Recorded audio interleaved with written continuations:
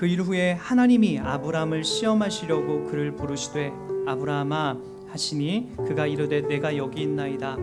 여호와께서 이르시되 내 아들 내 사랑하는 독자 이삭을 데리고 모리아 땅으로 가서 내가 내게 일러준 한 산 거기서 그를 번제로 드리라. 아브라함이 아침에 일찍이 일어나 나귀의 안장을 지우고 두 종과 그의 아들 이삭을 데리고 번제에 쓸 나무를 쪼개어 가지고 떠나 하나님이 자기에게 일러주신 곳으로 가더니 제3일에 아브라함이 눈을 들어 그곳을 멀리 바라본지라. 이에 아브라함이 종들에게 이르되 너희는 나귀와 함께 여기서 기다리라. 내가 이와 함께 저기 가서 예배하고 우리가 너희에게로 돌아오리라 하고 아브라함이 이에 번제 나무를 가져다가 그의 아들 이삭에게 지우고 자기는 불과 칼을 손에 들고 두 사람이 동행하더니 이삭이 그 아버지 아브라함에게 이르되 내 아버지여 하니 그가 이르되 내 아들아 내가 여기 있노라. 이삭이 이르되 불과 나무는 있거니와 번제할 어린 양은 어디 있나이까. 아브라함이 이르되 내 아들아 번제할 어린 양은 하나님이 자기를 위하여 친히 준비하시리라 하고 두 사람이 함께 나아가서 하나님이 그에게 일러주신 곳에 이른지라. 이에 아브라함이 그곳에 제단을 쌓고 나무를 버려놓고 그의 아들 이삭을 결박하여 제단 나무에 놓고 손을 내밀어 칼을 잡고 그 아들을 잡으려고 하니 여호와의 사자가 하늘에서부터 그를 불러 이르시되 아브라함아 아브라함아 하시는지라. 아브라함이 이르되 내가 여기 있나이다 하매 사자가 이르시되 그 아이에게 내 손을 대지 말라. 그에게 아무 일도 하지 말라. 내가 내 아들 내 독자까지도 내게 아끼지 아니하였으니 내가 이제야 내가 하나님을 경외하는 줄을 아노라.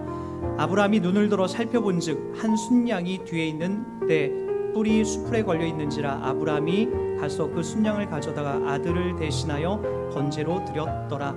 아브라함이 그 땅 이름을 여호와 이레라 하였으므로 오늘까지 사람들이 이르기를 여호와의 산에서 준비되리라 하더라. 아멘.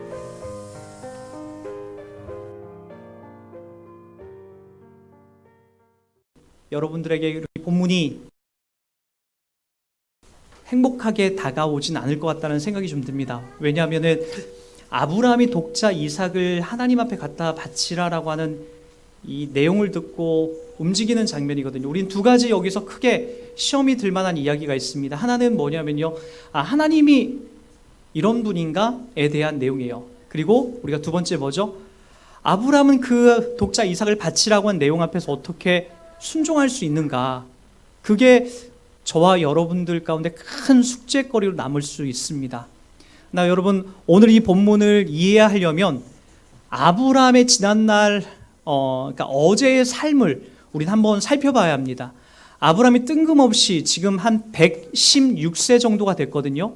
그때 하나님의 소리를 듣고 네 아들 독자 이삭 100세에 난 그 아들을 갖다가 바쳐라 라고 했을 때에 그렇게 순종하면서 갖다 바칠 수 있는 이유는 지난날 아브라함이 어떤 삶을 살아왔는지를 먼저 확인하셔야 이러한 오늘의 이야기를 우리는 이해할 수가 있다는 거죠.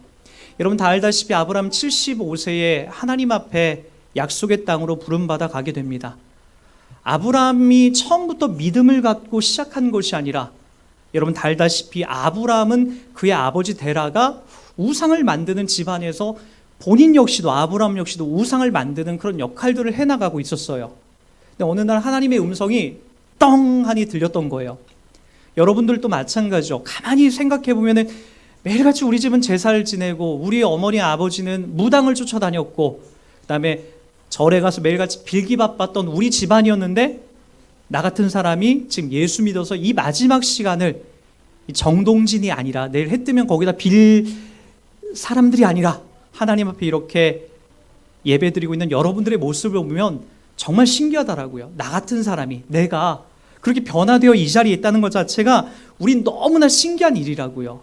아브라함도 그렇게 부름을 받아서 하나님 앞에 왔습니다. 근데 여러분 다 아시죠? 아브라함이 맨 처음에 들어와서 어디로 그가 쫓기듯 들어가냐면은 가뭄에 기근에 이끌려서 하나님이 그를 이집트라고 하는 나라에 그를 몰아넣습니다. 근데 그 들어갈 때 뭐라고 하죠? 자기 아내가 너무 예쁜 거예요. 분명히 저 이집트의 왕이 자기 아내를 뺏어갈 거라고 하는 여러 가지 사전 정보를 얻은 거예요. 그렇기 때문에 나 저 이집트에 들어가서 애굽에 들어가면 내 목숨 살고 당신 목숨도 살려면 당신은 내 누이라고 하자. 아니나 다를까 들어갔는데 바로의 눈에 띄게 됩니다. 그 당시에 바로는 지금의 미국이나 중국보다도 어마어마한 권력과 힘을 가지고 있었어요. 거의 바로 왕하면 신과 같은 존재였던 거죠. 그 당시에 이미 피라미드가 다 완성되어 있고 피라미드가 만들어지고 있는 그런 문명을 달리고 있었던 나라였거든요. 그러니까 여러분 얼마나 많은 사람들에게 위기와 위험이 느껴졌겠습니까? 아브람도 당연히 그러한 마음으로 자기 목숨을 살려고 들어갔어요. 근데 그날 밤 아브람의 아내를 이제 바로의 이 또 다른 부인으로 모시려고 했던 그날 밤에 하나님이 나타나시는 거예요. 그리고 누구에게 원펀치 쓰리강냉이를 날리냐면은 바로 바로 왕에게 그날 밤 하나님이 꿈에 나타나서 너 그 여자 건드리면 죽을 줄 알아. 아주 무시무시한 소리와 음성으로 들려지기 시작하는 거예요. 그게 아브라함의 초창기에 그에게 있었던 이야기예요. 그리고 아브라함은 그 다음날 자기 아내와 바로 왕이 쌓아준 수많은 재산을 받아가지고 그 이집트를 나오게 되는 거예요. 이쯤에서 아브라함은 한번 뒤집어지는 거예요. 하나님이라고 하는 존재, 내가 믿고 있었던, 나를 불러냈던 그 하나님이 최소한 이 지구 땅에서 현존하는 바로 왕보다는 센 분이구나. 그걸 배운 거예요. 그렇게 믿음이 시작된 거죠. 그렇게 하고 나서 15장에 와서 아브람에게 또 뭐라고 약속하죠? 너의 아내 사라로부터 자식을 내가 반드시 줄 거야 라고 하는 약속을 합니다. 근데 그 약속이 잘 안 이루어져요. 되게 지지부진해지고 잘 응답이 안 옵니다. 그래서 어떻게 하죠? 아브라함이 사라의 몸종이었던 하갈을 통하여서 하나님이 자식을 주려나 보다. 그래서 그 하갈과 동침을 해서 사라의 몸종 하갈로부터 이스마일이라고 하는 자식을 낳게 됩니다. 근데 하나님이 그 자식은 아니라는 거예요. 반드시 사라로부터 낳겠다라는 거예요. 근데 여러분 보세요. 그 당시에 사라는 이미 생리가 다 끊어져 있었어요. 이미 나이가 다 늙고 차서 갱년기도 한참 지났어요. 그 아주 괴롭던 갱년기도 다 지나고 더 이상 아기를 가질 만한 그 어떤 근거와 이유를 갖지 않고 있었어요. 근데 하나님은 주시겠다라는 거예요. 아니다 다를까 아브라함이 100세 그리고 사라가 90세가 되던 해에 바로 자식이 생기게 되는 거예요. 아브라함은 거기서 두 번째 아주 뒤집어지는 거예요. 하나님이란 존재가 도대체 어떤 분인가? 이 무에서 유를 만들어내실 수 있는 분이구나. 그러니까 최소한 바로왕보다도 강하고 그분은 불가능한 일들을 만들어 가실 수 있는 분이구나라는 것을 자기의 어제의 삶, 지난 삶을 통해서 그것을 성실하게 배우게 되는 거예요. 그게 바로 아브라함이 배워온 하나님에 대한 이해였고 그런 삶을 성실하게 배워온 아브라함이 하나 안 거예요. 하나님이 약속한 것은 반드시 그분은 성취하시고 만들어 가시는구나. 그러니까 하나님께서 뭐라고 얘기하셨죠? 너의 독자 사라를 태어서 난 이삭을 통해서 너의 유업을 계속해서 이어나가게 하겠다라고 하는 하나님의 약속이 있었어요. 저는 그래서 오늘 이 이야기가 이해가 가는 거예요. 아브라함이 이제 그 독자 이삭을 바라보고 한 16살쯤이 됐을 때에 얘야, 네 아들 이삭을 갖다 바쳐라. 모리아 산에 번제로 갖다 드려라. 여러분 이거 쉽지 않아요. 저는 자식이 없었을 때는 그래 이 정도 뭐 하나님을 사랑하면 할 수 있겠지라고 생각이 들었었어요. 근데 여러분 자식을 낳아보니까 자식 중에서도 이렇게 좀 똘똘한 애가 있고 조금 덜 똘똘한 애가 있고 그리고 좀 중간인 애가 있잖아요. 여러 명 있잖아요. 그 중에 여러분 조금 덜 똘똘한 애를 골라서 하나님 앞에 바칠 수 그런 거 아니라니까요. 자식은 10명 있어도 그 누구 하나 어디다 갖다 바칠 만한 그런 이유로 자식을 낳는 부모는 없어요. 10명이면 10명 다 소중한 것이고 한 명이 한 명 다 소중한 거예요. 다 소중한 겁니다. 공부를 못하던 속썩이든 부모에게는 어떤 자식이든 누구에게도 내어 맡길 수 없는 정말 소중한 자식이라고요. 근데 여러분 이런 상황에서 하나님의 음성을 듣고 갖다 바친다라고 하는 것이 여러분 쉬운 일은 아니에요. 이 이야기는 쉽게 보시면 안 됩니다. 하지만 아브라함은 지금까지 무엇을 배워온 거예요? 믿음을 배워온 거라고요. 믿음을. 하나님 앞에 내가 어떻게 살아가야 되는지 그리고 하나님께서는 신실하게 어떤 것을 이행하시는지를 배워온 거라고요. 그게 믿음이에요.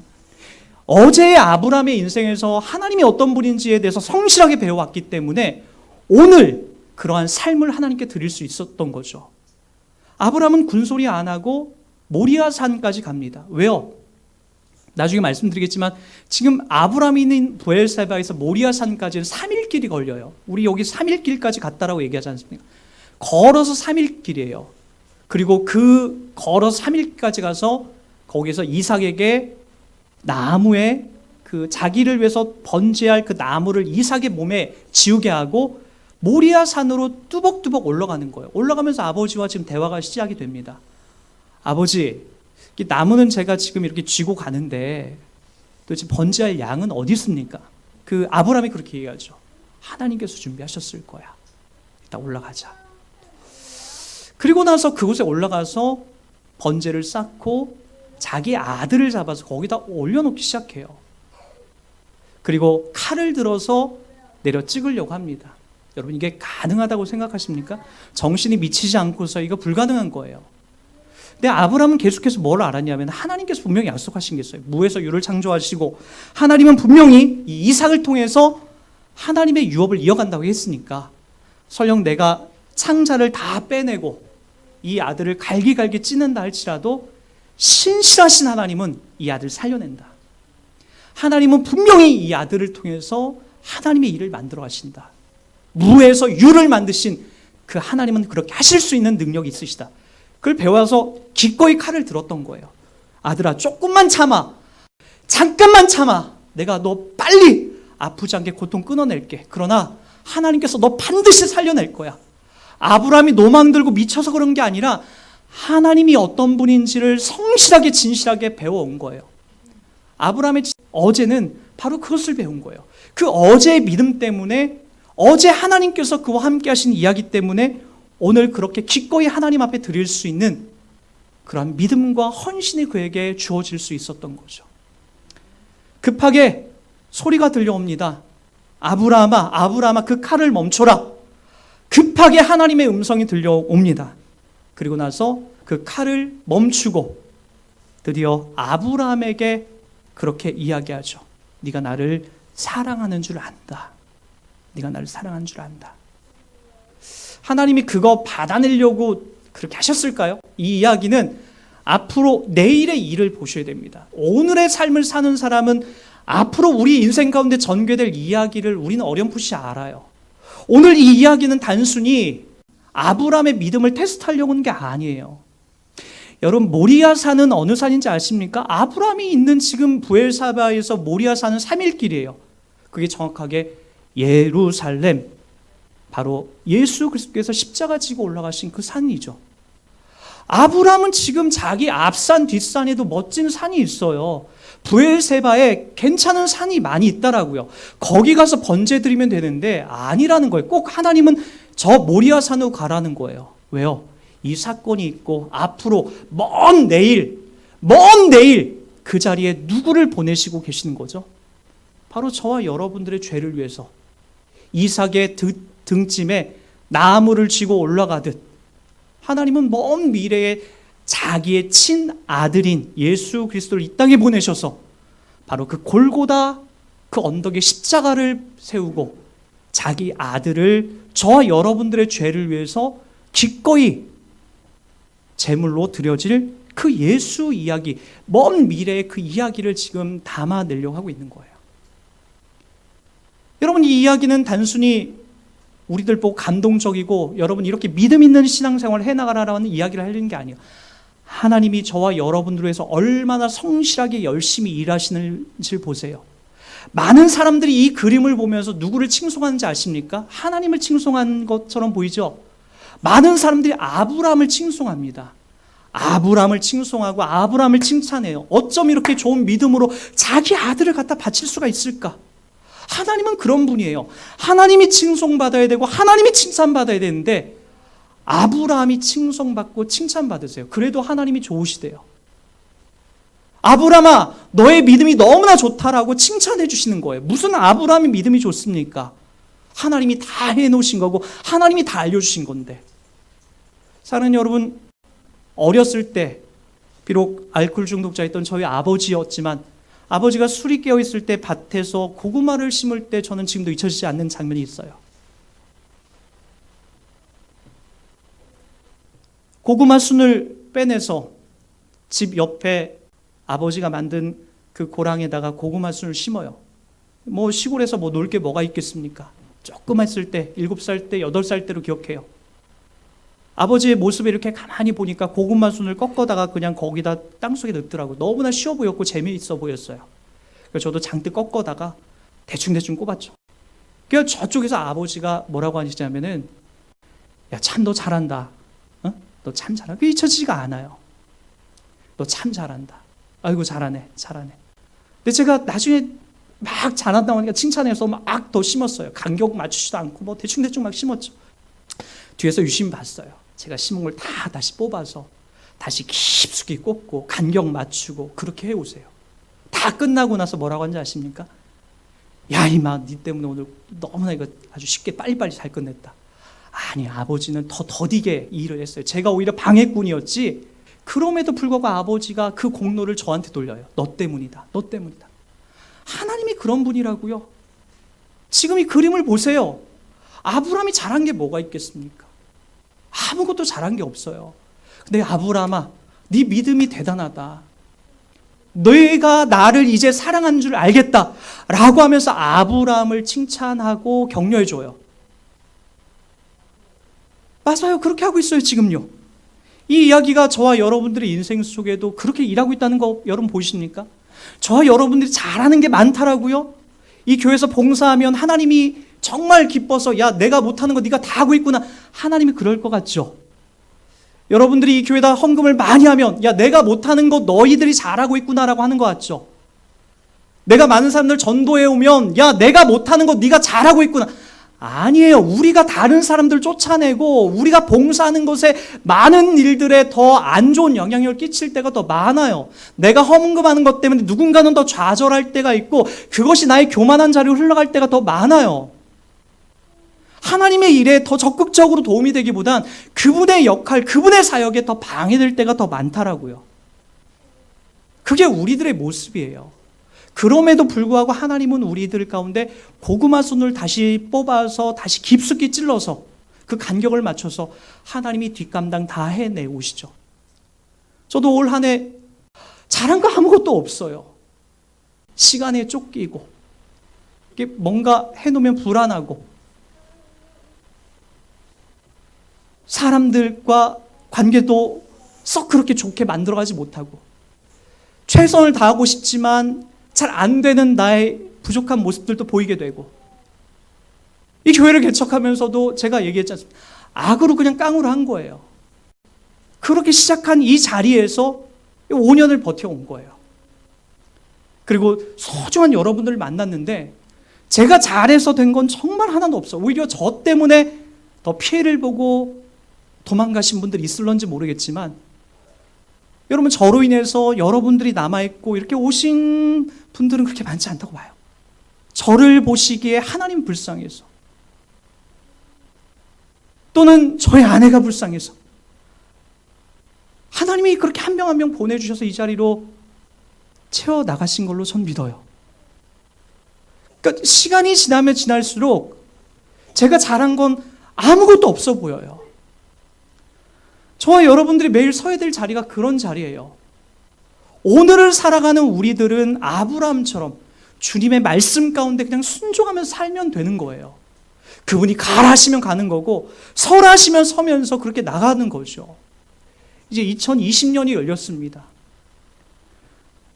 여러분 한 살을 더 먹고 그리고 한 인생을 더 살아간다는 것은 큰 복입니다. 어떤 사람들에게는 어제의 시간이 마지막이 되어서 더 이상 2020년을 맞이하지 못한 사람들이 우리 주변에 의외로 많습니다. 저와 여러분 올해를 또 하나님의 선물로 주셨습니다. 여러분 그분이 가라 하시는 것만큼만 갔으면 좋겠어요. 그분의 말씀이 들리는 대로만 우리가 순종해 나갔으면 좋겠습니다. 억울하고 손해보는 자리일 수가 있어요. 왜요? 오늘 아브라함을 보니까 엄청난 손해죠. 3일 길을 걸어가야 되고 자기 아들을 잡아서 번제로 드려야 된다라고 하는 그 이야기를 듣고 여러분 엄청난 이건 손해죠. 손해. 그러나 여러분 궁극적으로 내일 하나님께서 이 그림을 통하여서 예수 그리스도를 우리들 가운데 선물로 내어주시고자 하는 놀라운 그림을 보이지 않습니까? 저 여러분의 인생에도 그렇게 살아갔으면 좋겠습니다.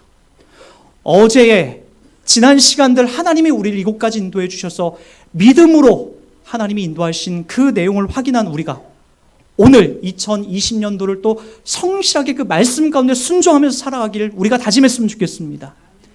그리고 그 순종 속에서 하나님이 만들어 가시는 하나님의 이야기를 저와 여러분들이 기대하고 나갔으면 좋겠습니다. 하나님이 약속하신 그 자리에 저와 여러분이 초청되어서 하나님의 거룩하고 영광스러운 자리에 사용되고 있다는 것을 기억하시고 올 한 해도 힘있게 은혜롭게 감사하게 살아가는 저와 여러분들의 인생이 되길 주의 이름으로 축원드리겠습니다.